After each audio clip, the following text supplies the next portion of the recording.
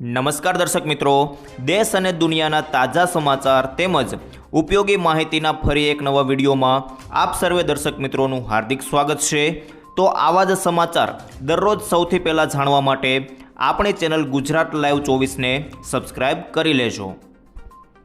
તો મિત્રો, આજના સૌપ્રથમ સમાચાર વિશે જાણીએ તો વરસાદને પણ તહેવારો પર જ વરસવું લાગે, ખાસ જોઈ લેજો મિત્રો।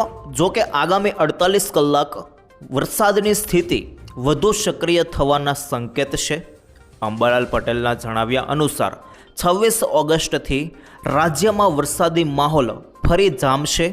રક્ષાબંધન તેમજ સાતમ આઠમના તહેવારો દરમિયાન પણ ઉત્તર ગુજરાત અને સૌરાષ્ટ્રના કેટલાક વિસ્તારોમાં વરસાદ પડવાની શક્યતા છે। ગુજરાતમાં વરસાદ માટે બંગાળના ઉપસાગરમાં બનતી સિસ્ટમ પણ મહત્ત્વની બની શકે છે।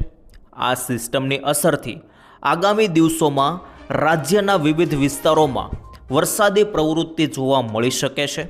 આગામી સપ્ટેમ્બર મહિનામાં પણ વરસાદી માહોલ યથાવત રહેવાની શક્યતા વ્યક્ત કરવામાં આવી છે। સપ્ટેમ્બરમાં હવામાં હળવા દબાણ સર્જાય તો તેના કારણે રાજ્યના કેટલાક વિસ્તારોમાં વરસાદ પડી શકે છે। આ ઉપરાંત ઉત્તર અરબ સાગર સક્રિય થાય તો ખાસ કરીને પશ્ચિમ સૌરાષ્ટ્રમાં પણ વરસાદની શક્યતા છે।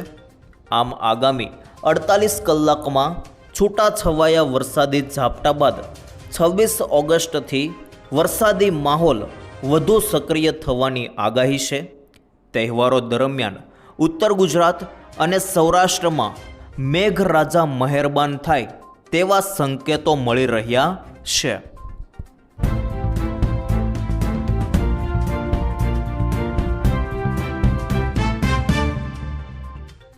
ત્યાર પછી આગળ જોઈએ તો મોદીનું શાસન આખરી તબક્કામાં રાહુલ ગાંધીએ કહ્યું। જી હા મિત્રો, વિપક્ષના નેતા રાહુલ ગાંધીએ વધુ એક વિવાદી વિઘ્ન કોંગ્રેસ કારોબારીને સંબોધન કરતાં કહ્યું કે વડાપ્રધાન નરેન્દ્ર મોદીનું શાસન તેના આખરી તબક્કામાં છે અને તેમના અનુગામીની શોધ શરૂ થઈ ગઈ છે। શ્રી રાહુલ ગાંધીએ કહ્યું कि नरेंद्र मोदी का सियासी सफ़र अंत हो चुका है, उनके उत्तराधिकारी की तलाश चल रही है। राहुल गांधीए दावो कर्यो कि सरकार पूरी रीते बैकफूट पर है અને કોંગ્રેસ પક્ષે હવે આક્રમક વધુ વલણ અપનાવવું જોઈએ અને સરકારને ભીસમાં મૂકવી જોઈએ। કોંગ્રેસ વડા મથકે યોજાયેલી કારોબારી બેઠકમાં રાહુલના વિધાનોના પડઘા પડશે તે નિશ્ચિત છે। રાહુલ ગાંધીએ આગામી સમયમાં આવી રહેલી ચૂંટણીઓ માટે તૈયાર રહેતા કહ્યું કે તમામ પક્ષો તૂટી રહ્યા છે પણ કોંગ્રેસ અકબંધ છે અને આપણે તે તાકાત બનાવી રાખવી જરૂરી છે। તો કોંગ્રેસ અધ્યક્ષ શ્રી મલ્લિકાર્જુન ખડગેએ આક્ષેપ કર્યો છે કે છેલ્લા 12 વર્ષમાં કેન્દ્રની સરકારે દેશના યુવાઓનું ભવિષ્ય બરબાદ કરી દીધું છે। 94,000 શાળાઓ બંધ થઈ છે તથા યુવાઓનો આક્રોશ વધી રહ્યો છે।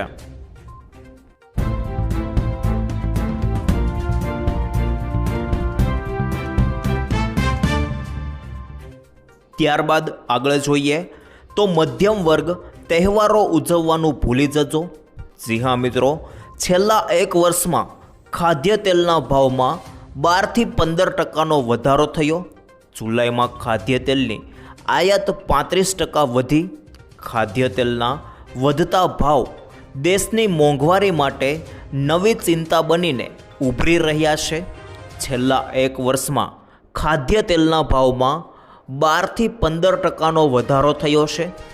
ઉદ્યોગનું કહેવું છે કે આવનારા તહેવારો અને લગ્નની સિઝનમાં માંગ વધવાને કારણે પણ ખાદ્ય તેલના ભાવ પર દબાણ જળવાઈ રહેવાની આશંકા છે।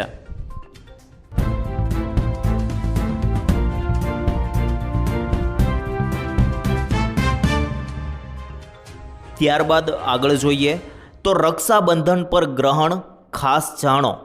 મિત્રો, આ વર્ષે રક્ષાબંધન ભદ્રાના પડછાયાથી મુક્ત છે। જોકે એ દિવસે પંચક રહી શકે છે।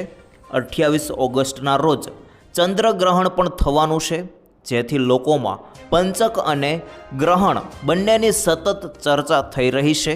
શું આ દિવસે પોતાના ભાઈને રાખડી બાંધવી શુભ છે? તો ખાસ જોઈ લો મિત્રો, આપણે હિન્દુ પંચાંગ અને ધાર્મિક માન્યતાઓને આધારે આ માન્યતાઓને સરળ શબ્દોમાં સમજીએ કે રક્ષાબંધન પર ભદ્રા કે ગ્રહણની કોઈ અસર નથી. તો પંચાંગ અનુસાર રક્ષાબંધન માટેની સૌથી શ્રેષ્ઠ સમય એ 27 ઓગસ્ટના રોજ સવારે 9:08 લઈને 28 ઓગસ્ટના રોજ સવારે 9:48 સુધી રહેશે. ઉદય તિથિના આધારે 28 ઓગસ્ટના રોજ રક્ષાબંધન ઉજવવામાં આવશે ને સૌથી મોટી બાબત એ છે કે ભદ્રાનો પડછાયો સૂર્યોદય પહેલાં સમાપ્ત થશે. તેથી રાખડી બાંધવાની વિધિ દરમિયાન ભદ્રાની કોઈ અસર રહેશે નહીં ને આ દરમિયાન 28 ઓગસ્ટના રોજ આંશિક ચંદ્રગ્રહણ પણ છે. જોકે આ ગ્રહણ ભારતમાં દેખાશે નહીં, તેથી તેની સાથે સંકળાયેલા સૂતકની અસર પર આ પર્વને નહિવત રહેશે. જેથી ગ્રહણને કારણે રક્ષાબંધન પર રાખડી બાંધવી કે ભાઈની પૂજા કરવા માટે કોઈ રોકટોક આ વર્ષે નથી. તમે બિંદાસ્ત બનીને કોઈ પણ સમયે ભાઈને રાખડી બાંધી શકો છો.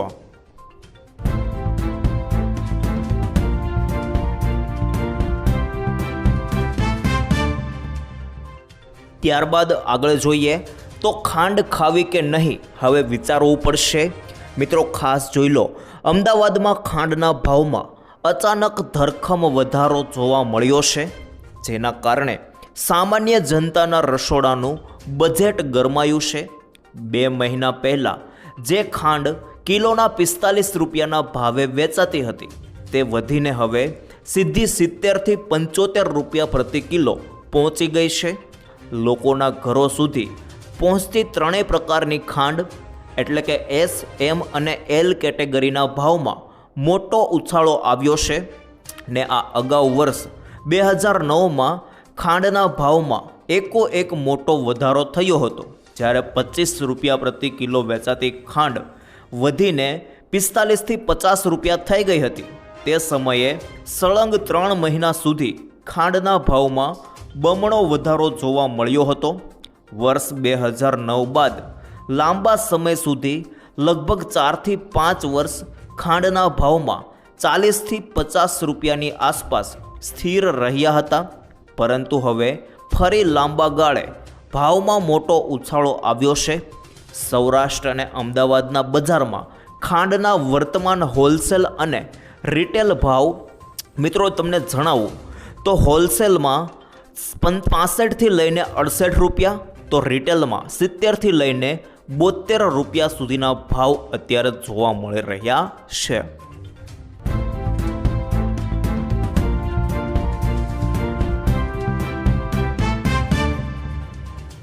ત્યાર પછી આગળ જોઈએ તો 2027ની ચૂંટણી જીતવા ભાજપની તૈયારી.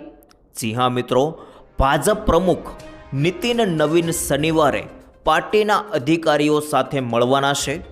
દિલ્હી સ્થિત ભાજપ મુખ્યાલયની આસપાસ નવા પાર્ટીના અધિકારીઓનું સ્વાગત કરતા પોસ્ટરો લગાવવામાં આવ્યા છે. જનરલ ઝેડ સાથે વાતચીત, સોશિયલ મીડિયામાં જોડાણ અને 2027ની વિધાનસભા ચૂંટણી જેવા મુદ્દાઓ પર પણ બેઠકમાં ચર્ચા થવાની શક્યતા છે. 5 રાજ્યોમાં 2027માં વિધાનસભા ચૂંટણીઓ યોજવાની છે. ગોવા, મણિપુર, પંજાબ, ઉત્તરાખંડ, ઉત્તર પ્રદેશ અને વર્તમાન વિધાનસભાઓનો કાર્યકાળ આવતા વર્ષે સમાપ્ત થશે. ત્યારબાદ નવી વિધાનસભા માટે ચૂંટણીઓ યોજવામાં આવશે.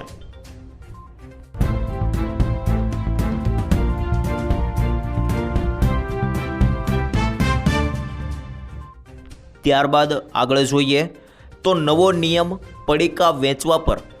જી હા મિત્રો, નાના બાળકોમાં વધતા જતા ગંભીર રોગો અને કથળતા સ્વાસ્થ્યને ધ્યાનમાં રાખીને રાજ્ય શાળા સંચાલક મહામંડળે શિક્ષણ મંત્રીને એક મહત્વપૂર્ણ પત્ર લખીને રજૂઆત કરી છે.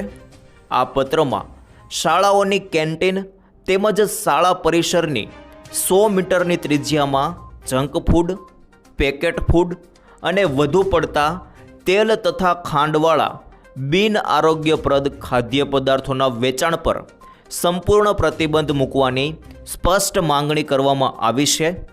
વિદ્યાર્થીઓના શારીરિક અને માનસિક વિકાસ પર વિપરીત અસર પાડતા આ ખોરાકને દૂર કરી શાળાઓમાં સાત્વિક વાતાવરણ ઊભું કરવા સંગઠન દ્વારા ભાર મૂકવામાં આવ્યો છે.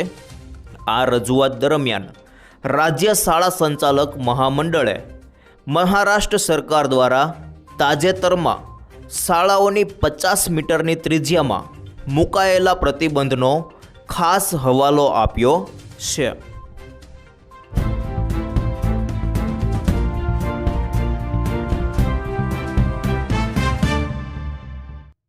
ત્યારબાદ આગળ જોઈએ તો ખેડૂતોની આવક વધારવા નવી યોજના.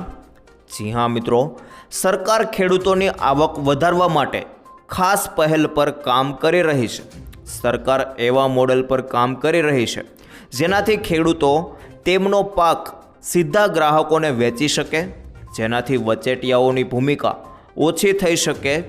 કૃષિ મંત્રી શિવરાજસિંહ ચૌહાણે આ જાણકારી આપી છે. પીટીઆઈ અનુસાર મિત્રો તેમણે ગયા રવિવારે પૂસામાં લગભગ 400 ખેડૂતો સાથે વાત કરતા આ વાત કહી હતી.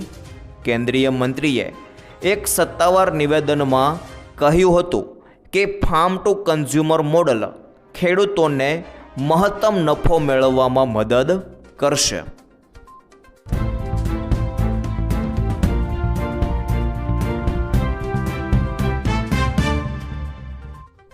ત્યારબાદ આગળ જોઈએ તો ટ્રમ્પે આપી વિશ્વને મોટી ધમકી. જી હા મિત્રો, જે કોઈ દેશ ઈરાનની મદદ કરશે તો પરિણામ ભોગવવા તૈયાર રહે, ટ્રમ્પની ધમકી. જી હા દોસ્તો, અમેરિકાના રાષ્ટ્રપતિ ડોનાલ્ડ ટ્રમ્પે બુધવારે કહ્યું કે તેઓ ઈરાનના અર્થતંત્રને નિશાન બનાવવા માટે એક મોટું નવું અભિયાન શરૂ કરી રહ્યા છે. તેમણે ચેતવણી આપી હતી કે જે પણ દેશ ઇસ્લામ દેશને મદદ કરશે અથવા તેની સાથે વેપાર કરશે તેને ખૂબ જ કડક સજાનો સામનો કરવો પડશે. ટ્રમ્પે social media account truth social પર લખ્યું, ઇસ્લામિક રિપબ્લિક ઓફ ઈરાનને મારા કરતાં વધુ વ્યવહાર કરવાની તકો કોઈએ આપી નથી.